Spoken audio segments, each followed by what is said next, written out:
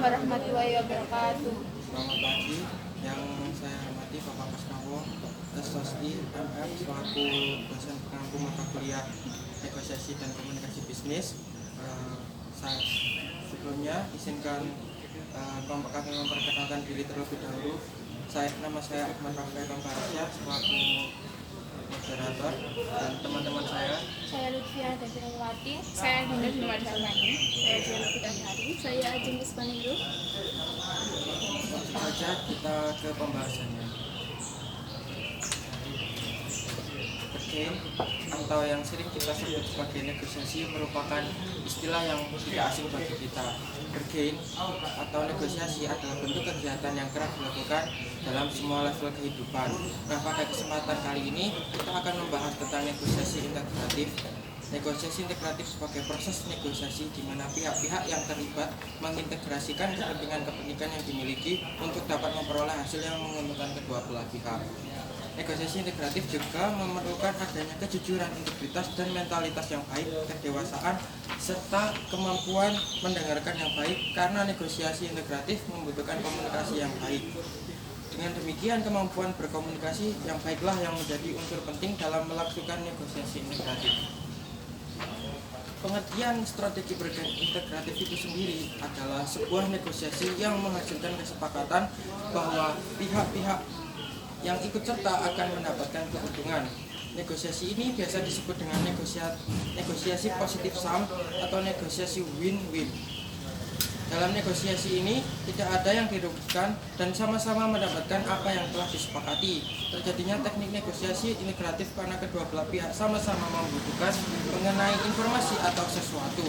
Biasanya proses kerjasama dari hasil negosiasi integratif berlangsung cukup panjang dan berkelanjutan. Kelebihan dari strategi ini terletak pada mudahnya untuk mendapatkan informasi karena kesamaan tujuan, kepercayaan pada solusi yang dicetuskan pihak lain, serta masing-masing negosiator memahami dinamika yang terjadi dalam sebuah negosiasi. Terdapat 3 faktor esensial yang mempengaruhi proses negosiasi, yaitu kekuasaan, waktu, serta informasi. Selanjutnya dilanjutkan oleh Mbak Lutfiana. Dua ciri-ciri negosiasi integratif. 1. Lebih berfokus pada persamaan bukan perbedaan. 2. Mendahulukan kebutuhan dan kepentingan bukan posisi. 3. Berkomitmen untuk mempertemukan kebutuhan dan kepentingan dari seluruh pihak yang terlibat. 4. Pertukaran informasi yang seimbang. 5. Menentukan pilihan untuk mendapatkan hasil yang menguntungkan. 6. Menggunakan kriteria objektif untuk standar kerja. Nah, untuk memelihara arus informasi yang bebas dan usaha untuk mengerti kebutuhan dan tujuan pihak lain, negosiator akan memerlukan sudut pandang atau kerangka orientasi yang berbeda. Negosiator harus tegas tetapi fleksibel tentang kepentingan dan kebutuhan utama, fleksibel tentang bagaimana kebutuhan dan kepentingan tersebut dipenuhi. Tujuan-tujuan individual yang dapat dicapai dengan baik melalui usaha-usaha kolaboratif yang diarahkan pada tujuan bersama. Selanjutnya adalah langkah-langkah penting dalam proses negosiasi integratif. Ada 4 langkah utama dalam proses negosiasi integratif. 3 langkah pertama meliputi memahami masalah, mengidentifikasi kepentingan dan kebutuhan kedua pihak, dan membuat solusi alternatif. Sedangkan langkah yang keempat dalam proses negosiasi integratif adalah evaluasi dan pemilihan solusi alternatif. Yang pertama adalah mengidentifikasi dan mendefinisikan masalah. Proses ini sangat menentukan mengenai perkara yang akan dinegosiasikan dan memberikan kerangka awal dalam pendekatan ke diskusi. Agar penyelesaian masalah secara positif dapat dilakukan, maka kedua pihak harus berkomitmen menyatakan masalah secara netral. Kata-kata yang disampaikan tidak boleh menyalahkan atau mengutamakan pilihan salah satu pihak. Dan kedua pihak harus menyatakan masalah seringkas mungkin, sekaligus memastikan bahwa unsur-unsur yang paling penting disertakan dalam definisi masalah. Mereka harus lebih berkonsentrasi pada hal yang mereka capai daripada cara mereka mencapainya. Dan dibutuhkan juga pemahaman yang jelas tentang hambatan mana saja yang dapat diatasi dan yang tidak dapat diatasi, dan juga tentang hal apa saja yang dapat dinegosiasikan atau yang tidak dapat dinegosiasikan. Yang kedua adalah memahami masalah, mengidentifikasi kepentingan dan kebutuhan kedua pihak. Kedua pihak pasti memiliki kepentingan dan kebutuhan yang masing-masing harus dimengerti satu sama lain, maka harus dibutuhkan komunikasi yang cukup antara kedua pihak agar sama-sama mengerti kepentingan dan kebutuhan masing-masing. Yang ketiga adalah membuat solusi alternatif. Pencarian alternatif adalah sebuah tahap yang sangat kreatif pada negosiasi integratif. Setelah kedua pihak menyepakati definisi masalah dan memahami kepentingan masing-masing, mereka harus membuat berbagai solusi alternatif. Tujuannya adalah untuk membuat daftar pilihan atau kemungkinan solusi atas masalah. Yang keempat adalah mengevaluasi dan memilih alternatif. Tahap keempat dalam proses negosiasi integratif adalah mengevaluasi alternatif yang dihasilkan selama tahap sebelumnya dan memilih alternatif yang terbaik untuk dilaksanakan. Selanjutnya yaitu faktor-faktor yang membantu keberhasilan negosiasi integratif. Yang pertama, adanya tujuan yang sama. Ketika kedua belah pihak yakin bahwa mereka memiliki kemungkinan mendapatkan keuntungan yang lebih besar dengan bekerjasama daripada dengan bersaing atau bekerja secara terpisah, maka akan tercipta beberapa tujuan, yaitu common goals, shared goals, joint goals atau individual goals. Nah, common goals adalah tujuan yang sama-sama dimiliki oleh kedua belah pihak, masing-masing mendapatkan suatu keuntungan yang tidak mungkin didapatkan jika tidak bekerjasama. Shared goals adalah tujuan yang ingin dicapai kedua pihak tetapi memberikan keuntungan kepada masing-masing pihak dengan cara yang berbeda. Joint goals adalah tujuan yang melibatkan individu-individu yang memiliki tujuan pribadi yang berbeda yang setuju untuk menggabungkan tujuan mereka ke dalam usaha kolektif tersebut. Selanjutnya yang kedua yaitu keyakinan pada penyelesaian masalah. Pihak-pihak yang yakin bahwa mereka dapat bekerja sama kemungkinan besar mampu bekerja sama. Sedangkan orang-orang yang tidak memiliki keyakinan ini berkemungkinan besar melakukan tindakan-tindakan yang menantang atau mengakomodasi negosiasi. Yang ketiga yaitu keyakinan pada validitas posisi pihak lain.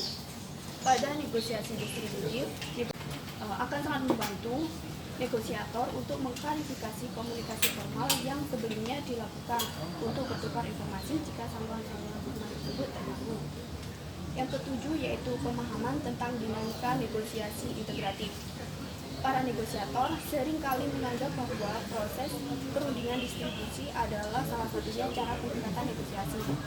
Beberapa penelitian menunjukkan bahwa pelatihan negosiasi integratif meningkatkan kemampuan kedua pihak untuk bernegosiasi secara integratif, yang nantinya akan sama-sama menguntungkan kedua belah pihak yang bernegosiasi tersebut. Selanjutnya akan dilanjutkan oleh Aceh. Selanjutnya adalah alasan negosiasi integratif sulit dicapai. Alasan utama negosiator tidak mengejar kesepakatan integratif adalah mereka tidak dapat melihat bahwa sebuah situasi memiliki potensi integrasi dan termotivasi untuk mendapat hasil yang hanya memenuhi kebutuhan mereka sendiri. 4 faktor tambahan yang mempengaruhi kesulitan ini adalah 1. Sejarah hubungan di antara kedua pihak, keyakinan bahwa sebuah masalah hanya dapat diselesaikan secara distributif, sifat motif ganda pada sebagian besar situasi negosiasi, dan perspektif jangka pendek. Sejarah hubungan di antara kedua pihak. Semakin kompetitif dan penuh konflik hubungan mereka di masa lalu, semakin besar kemungkinan negosiator melakukan pendekatan terhadap negosiasi dengan sikap yang defensif dan sikap menang kalah. Berkeyakinan bahwa masalah hanya dapat diselesaikan secara distributif. Dinamika konflik cenderung mengarahkan negosiator untuk mengungkapkan masalah atau memandang masalah tersebut hanya dalam konteks. 3. Sifat motif ganda pada sebagian besar situasi negosiasi.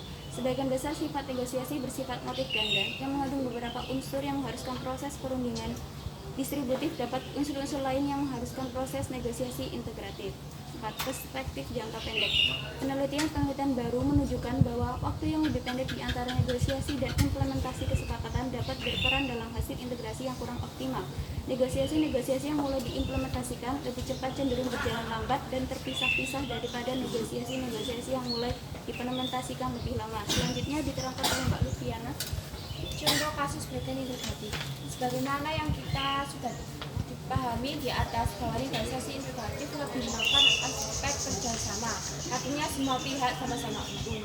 Contoh kasus negosiasi integratif adalah kerjasama Indonesia dengan negara di kawasan Asia Tenggara atau dikenal dengan ASEAN yang berusaha untuk menciptakan Asia Tenggara sebagai kawasan yang sejahtera, damai, aman, dan juga stabil. Contoh lain adalah kerjasama regional pada kawasan Uni Eropa yang berusaha untuk menjadikan perekonomian Eropa kuat dan stabil. Selanjutnya dijelaskan oleh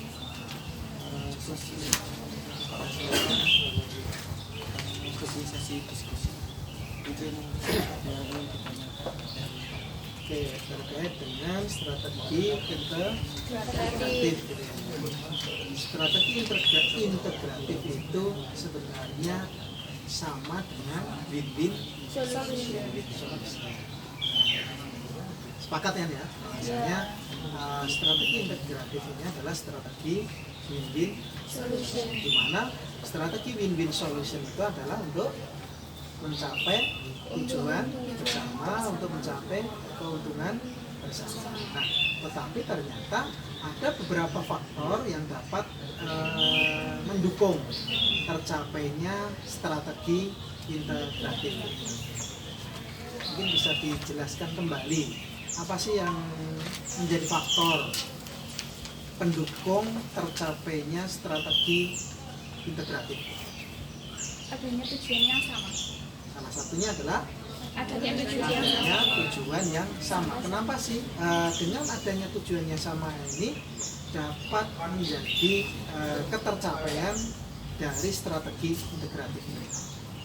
Ya, kalau mereka berdua bekerja sama, otomatis lebih cepat mencapai tujuan yang dituju. Karena kedua belah Kolaborasi pihak antara kolaborasinya mereka dianggap bersama. berhasil. Modelnya kayak simbiosis mutualisme nggak sih Pak ini? Ya, jadi simbiosis mutualisme itu adalah Yang saling sama-sama. menguntungkan. Saling menguntungkan. Ya, jadi strategi integratif ini sama halnya simbiosis mutualisme. Kalau dulu ketika kita masih SD itu kan antara kerbau dengan burung apa ya itu? burung Jalak. burung gagak jalak. Jalak. Di mana burung jalak itu mencari kutu di dalam kandang si kerbau. Itu dia si burung jalak juga mendapatkan makanan, kerbaunya, kutunya juga. Nah, itu kerjasama saling menguntungkan. Di mana strategi kedua belah pihak ini, walaupun di contoh ini burung jalak dengan kerbau ini bisa jadi si burung jalak dan kerbau ini sebenarnya tidak menjalin komunikasi kan ya, tetapi secara tidak sengaja mereka saling diuntungkan. Apalagi di dalam kita menjalin sebuah kerjasama itu tentunya ada komunikasi dan negosiasi di dalamnya, sehingga ada tujuannya. Kalau tadi si kerbau itu kan tidak meminta kutunya dihilangkan kan, tapi kalau kita menjalin strategi integratif ini, ya tentunya ada bentuk komunikasi kerjasama, ada komunikasi terlebih dahulu di awalnya dengan tujuan yang sama. Yang pertama itu, terus yang kedua apa?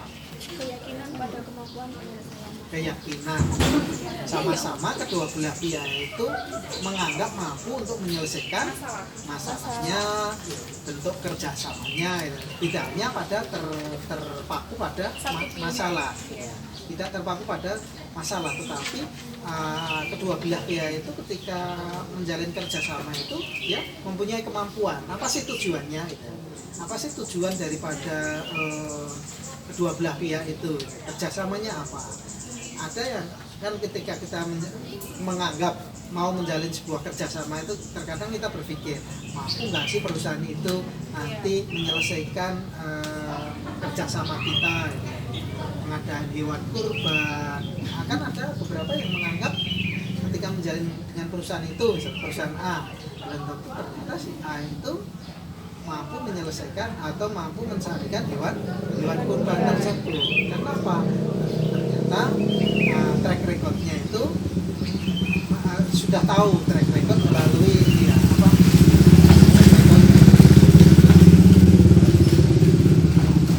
melalui kabar berita, surat kabar. Ini kan kita bisa tahu dari sebelumnya. Nah, maka dari itu ketika kita menjalin kerjasama, biasanya kita juga melihat informasi seperti itu.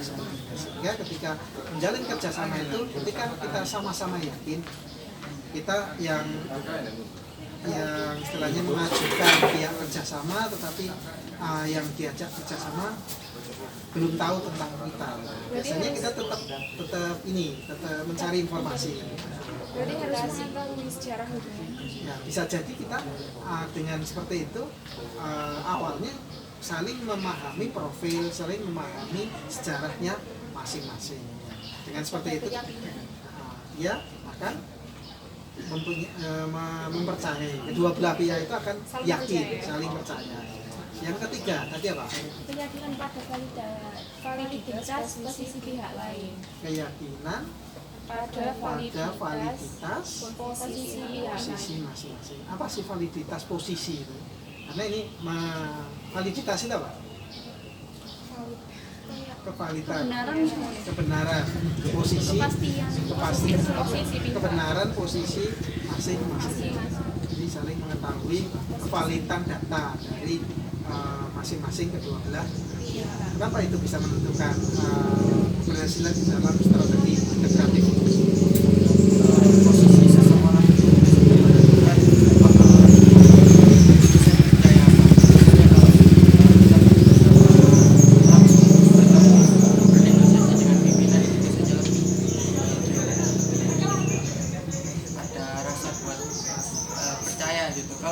ada sudut pandang karena sudah tahu jawabannya. karena dari posisi Kemampuannya sudah tahu. Kemampuannya sudah tahu, sehingga akan menimbulkan kepercayaan di antara sudah diakui. Oke. Setelah kita sih juga ternyata untuk menjalin kerjasama integratif ini motivasi itu penting. Kenapa sih kira-kira? Ya kan untuk mencapai tujuannya sama, harus mempunyai motivasi dan berkomitmen. Motivasi dan komitmen didukung dengan komitmen di dalam kita menjalin sebuah kerjasama. Ada lagi nggak pendapat kalian sendiri mungkin sih? Selain tadi itu kan merujuk pada sebuah referensi gitu kan, atau buku, mungkin pendapat kalian terkait dengan faktor yang mendukung keberhasilan kita mencapai strategi integratif.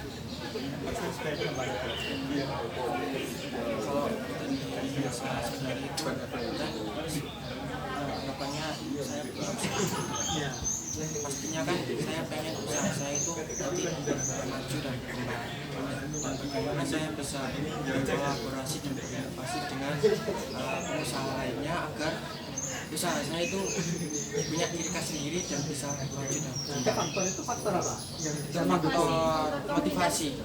motivasi kan ada Ya. yang faktor komunikasi, ada lagi inovasi. Dan yang lain itu terkait dengan strategi bagaimana kita akan mewujudkan strategi integratif gitu kan. Ada beberapa faktor yang akan mendukungnya. Tetapi tadi juga ada Alasan integratif sulit dicapai. oh iya, yang kenapa sih strategi itu akhirnya sulit tercapai? Ada hal-hal ada keegoisan di salah satu pihak. Terus apa lagi? Tidak mengetahui sejarah hubungan informasi Ternyata dia hanya langsung menyepakati bentuk kerjasama itu tanpa mengetahui sejarah terlebih dahulu. Itu ternyata juga akhirnya bisa menghambat strategi integratif. Ada lagi? Tidak yakin berarti. Kalau tidak yakin, kenapa terjadi kesepakatan Melencengnya tujuan mungkin kayak salah satunya itu kayak iya tadi kayak egois tadi. ya, melenceng?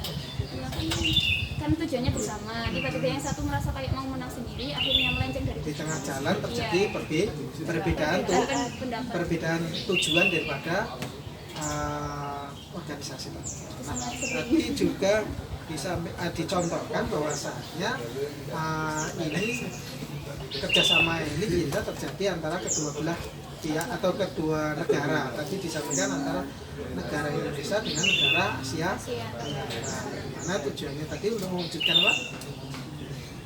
Asia Tenggara yang sejahtera, damai. Di situ tadi bisa kita lihat kerjasama atau strategi ini berkelanjutan. Kenapa sih berkelanjutan? Jadi komitmen dari awal sudah bagus. Itu lagi Karena kepercayaan. kepercayaan. Karena kenapa butuh keberlanjutan? Karena jika kerjasama itu menghasilkan hasil yang memuaskan, ya tidak ada salahnya untuk Itu ya. kurang lebih seperti itu. Tapi yang jadi pemahaman kita bahwasanya ketika kita menjalani, tadi kan dicontohkan bahwasanya Indonesia dengan negara-negara di Asia Tenggara. Nah itu kan tentunya dalam mewujudkan itu tidak langsung bisa tercapai dalam 1 tahun, 2 tahun, butuh jangka panjang. Makanya kerjasama integratif ini butuh sifatnya yang berkelanjutan. Sehingga karena apa ya? Karena tujuan itu tentunya tidak akan berhasil dalam waktu yang singkat. Jadi dibutuhkan waktu yang lama atau jangka panjang.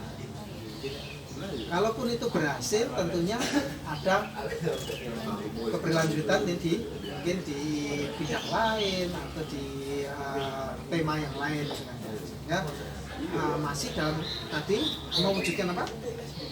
Kawasan yang Sejahtera. damai. Nanti kan sejahtera, nanti sejahteranya di apa? Ekonomi kah, budayanya. Sudah berhasil di bidang ekonomi, berlanjut ke budayanya.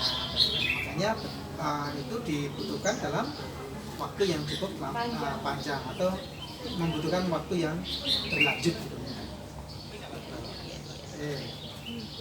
Closing statementnya apa, kesimpulan dari tema ini?